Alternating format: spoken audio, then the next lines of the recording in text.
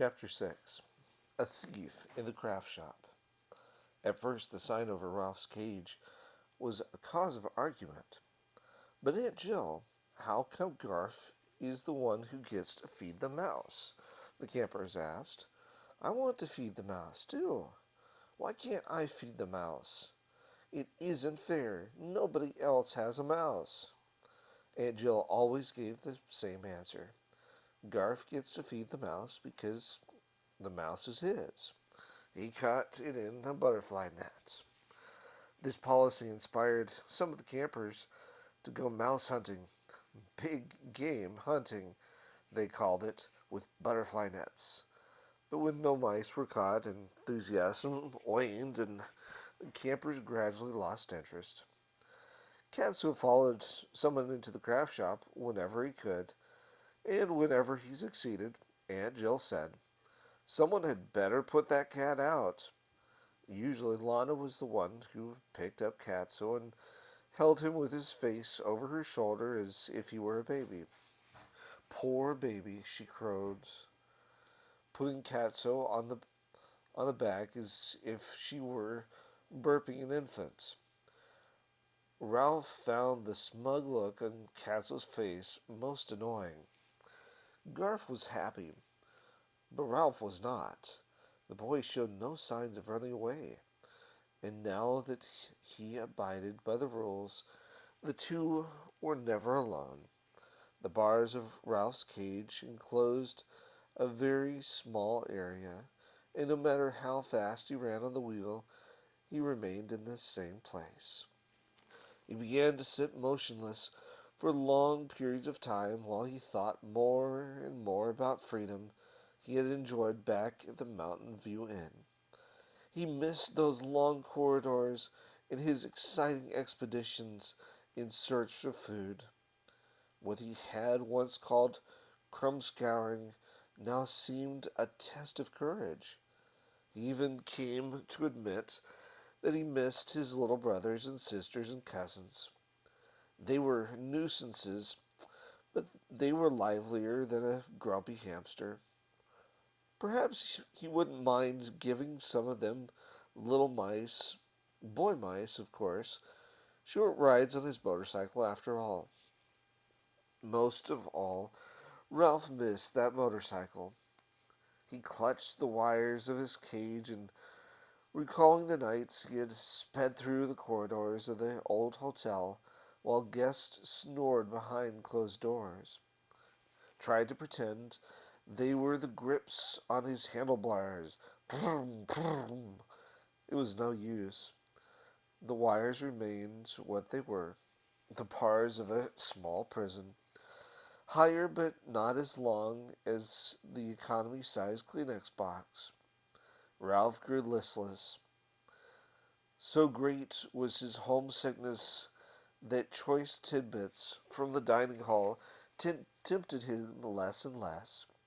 He sometimes skipped meals, preferring instead to curl up in a corner under some shredded paper where he dozed, dreaming of dark nights, smooth floors, and speed. Cheer up, said Chum. You'll get used to a cage. Ralph did not answer. He wanted to be alone with his thoughts. Garf, on the other hand, no longer wanted to be alone. He came into the craft shop to tend Ralph while other campers were present, and soon he became interested in the tools in the shop and finally went to work with some other boys building wooden boats to float in the irrigation ditch. One long morning, Ralph passed the time by watching a girl named Karen. Karen was one of the older campers, a girl 12 or 13 years old, with long blonde hair, which that morning was wet. All the other girls washed their hair several times a week. Karen was making an old plastic bleach bottle into a piggy bank. She turned it on its side so the handle was on top, glued corks in place for legs, cut a slit under the handle, and painted eyes above the spout, which was now the piggy bank's snout. Ralph noticed that Karen paused from time to time to scratch her left arm. Finally, Karen set her paintbrush across the top of the paint jar and removed her wristwatch, which she laid on the shelf beside Ralph's cage. He could hear it tick. She scratched the spot where the watch had been, returned to her painting, and then stopped to scratch again. Karen, let me see your arm, said Aunt Jill, who was showing a boy how to lace together a wallet. Why, it looks to me as if you have poison oak. You had better go see the nurse about it, and be careful not to scratch it. But Aunt Jill, it feels so good to scratch, said Karen, tossing back her hair. I know, but scratching only spreads the poison oak and makes it worse. Now run along and see the nurse. I'll wash out your paintbrush for you. It's almost time for the dinner bell. When the dinner bell rang for the noon meal, the craft shop was empty. Ralph felt his fur rise along his spine. Sure enough, just as he expected, there was the curious paw of Catso exploring the hole in the screen door. Then the pink nose appeared. Catso must have pushed hard, because the rusty screen gave way, and the rest of his head appeared. Catso did not stop there. He pushed and wiggled until he got one shoulder and then the other shoulder through the hole. Then came Catso's front feet, followed by the rest of the beast. Catso was in the craft shop.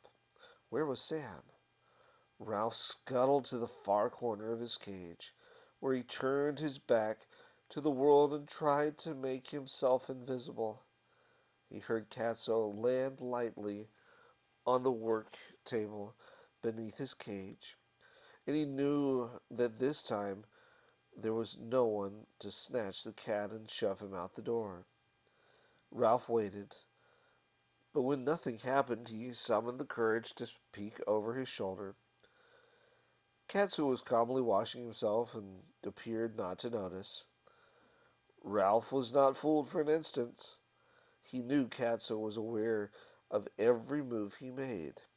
Drat that cat, he thought bitterly, as his heart beat faster than the tick of the watch on the shelf beside his cage.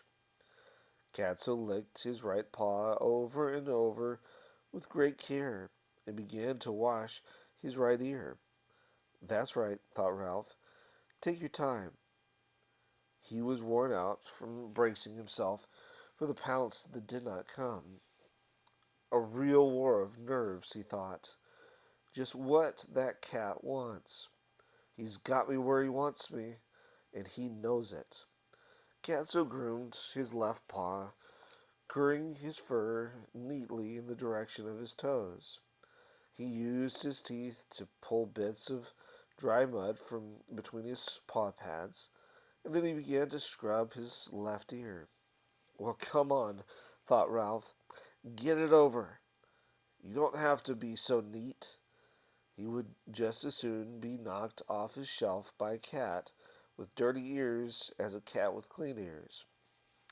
Katsu finished washing, looked at Ralph, and glanced away. Ralph, who was familiar with that maneuver, thought, here it comes. But this time Ralph was mistaken. Katsu's attention had been caught by the leather strap of the wristwatch hanging over the edge of the shelf. He tapped it with a curious paw and watched it swing back and forth. Ralph's blood chilled as claws appeared from the exploring paw that batted the strap once more. Then the claws hooked the watch strap and dragged the watch down to the work table. Why, that stupid cat actually thinks the watch band is a tail, thought Ralph in astonishment. Katso sat very still, listening to the watch tick. He batted it experimentally with his paw, but the watch lay as still as any terrified mouse. While Ralph watched in fascination, Katso picked up the watch in his mouth and, with the strap hanging down like a tail, leaped from the table to the floor where he dropped the watch, batted it about, picked it up again, and slipped out through his hole in the screen door. Ralph ventured out of his corner and, with shaking paws, clung to the wires of his cage to see what happened next. Katso played with the watch while on the bamboo leaves, but when the cook, with a pan of scraps in hand, opened the kitchen door, the greedy animal dropped the watch and ran off to be fed. The watch slid on a smooth bamboo husk until it came to rest, hidden from sight under some leaves. "Talk about close calls," said Chum. "Stupid cat," said Ralph in a weak voice. Ralph was dazed by the whole experience, he didn't he noticed Garf leave the dining hall when the campers began to sing one of their favorite songs. "Up in the air, Junior Birdman. Up in the air and upside down. Up in the air, Junior Birdman. Keep your noses off the ground." "Come into the craft shop," Ralph pleaded silently. True to his promise to Aunt Jill, the boy did not enter the craft shop, but he sat alone with his thoughts, twirling idly in a tire suspended from one of the trees, and singing to his private tune. When you hear the doorbell ringing and you see the badge of 10, you'll know the junior birdmen have turned their box tops in. Birdmen, yay! Before long, Karen, her left arm covered with white lotion, came running into the craft shop with two of her friends. "My watch!" she cried, sending Ralph scuttling into a corner. "It's gone!" "Somebody must have taken it," said one of her friends, an older girl who was wearing polished English riding boots. "I'll bet it was that Jerrigan," said the second friend. "I'll bet it was, too," said the girl in English riding boots.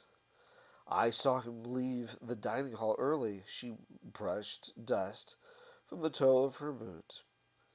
Girls who owned English riding boots were proud of them and shined them often. Karen tried to be fair. "We don't know it was Garf, and we didn't see him come in here." The girls crowded out through the screen door to meet Aunt Jill, who had paused on her way to the shop to talk to someone. "Aunt Jill! Aunt Jill!" they cried. "Karen's watch is gone." "Aunt Jill, we have a mystery," cried Lana, who had tagged after the older girls in her dirty cowboy boots.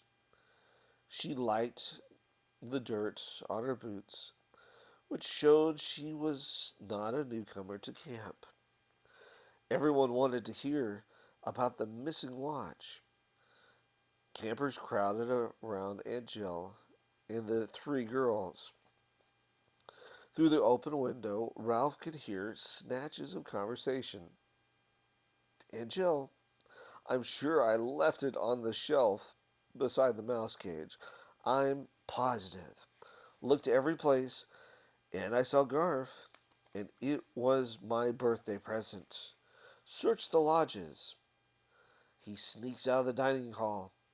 Hasn't even been excused from the table. Now, girls," this was Aunt Jill.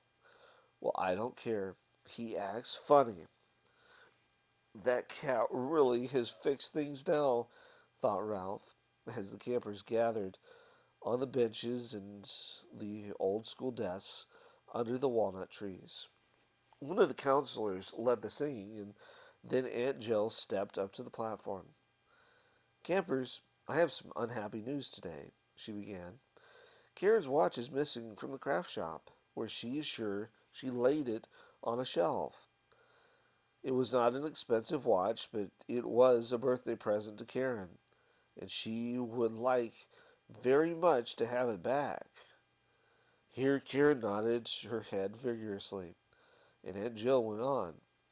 We are not going to search the lodges as someone suggested. We are going to let the person who took the watch return it because it is the right thing to do. A lot Katso cares about doing the right thing, thought Ralph. He heard Garth, who was sitting on the last bench, say angrily to the boy in front of him, "What are you looking at me for?" Aunt Joe continued, "No one needs to know who took the watch. It can be returned to the shelf in the craft shop when no one is looking, or to my desk in the office. We are not interested in who took the watch. We want it to we want it returned to Karen because returning it is the right thing to do." After Aunt Jill's speech, the campers began to sing "You Are My Sunshine." Garth slipped away from the rest of the campers and, as Aunt Jill suggested, sat down by himself behind the clump of bamboo. This afternoon was the first time Ralph had seen him sit alone. "You make me happy," sang the campers. They haven't made Garth happy, thought Ralph, wishing that Garth were sitting on the other side of the bamboo near the craft shop door, where he might find the watch by accident. "That boy is really in trouble," remarked Chum.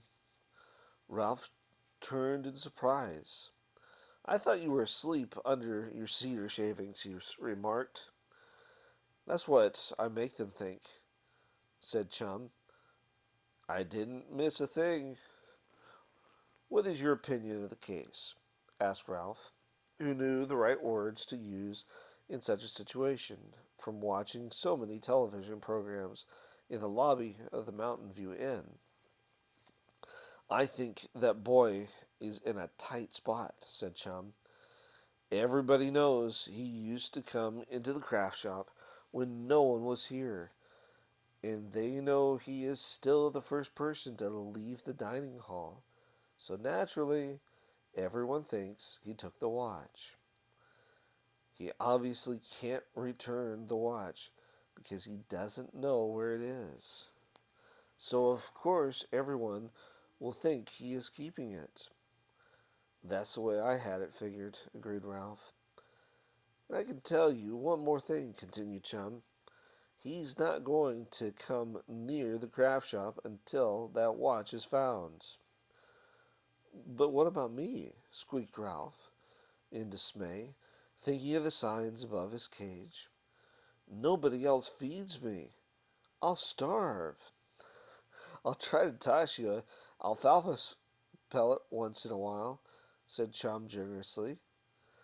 "My aim isn't very good, but I should be able to get one into your cage now and then, enough to keep you going." "Going where?" wondered Ralph. "No place." What was to become of him when the summer ended and all the campers went home? Would Garth take him away, or would everyone forget him and leave him to starve? He did not want to spend the rest of his life in a cage, and he certainly did not want to be kept alive on a few cast-off alfalfa pellets, only to starve at the end of the summer. There was just one answer. Ralph had to escape. Campers finished a rousing chorus of You Are My Sunshine, when Ralph's sharp ears caught a sound that had him on his feet in an instant. Vroom, vroom.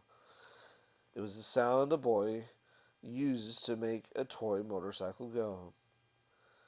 It was made softly, as if by a boy alone in his thoughts. Garth had found Ralph's motorcycle. "Hey," squeaked Ralph at the top of his small voice, "that's my motorcycle."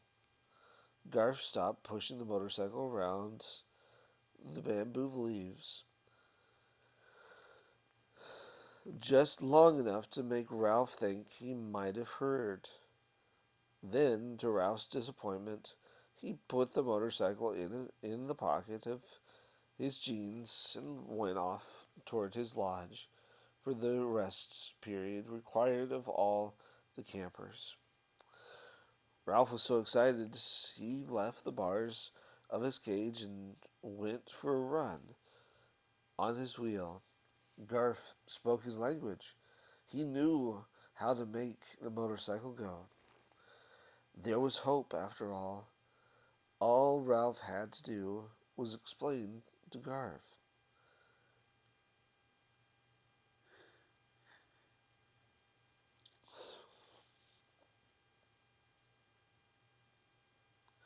As Ralph thought the matter over, his exercise wheel moved more and more slowly until it came to a stop, and Ralph sat back on his haunches. His plan would not work until Garth was cleared of the theft of the watch. He was not going to risk coming into the craft shop. Ralph had to agree that Chum was right.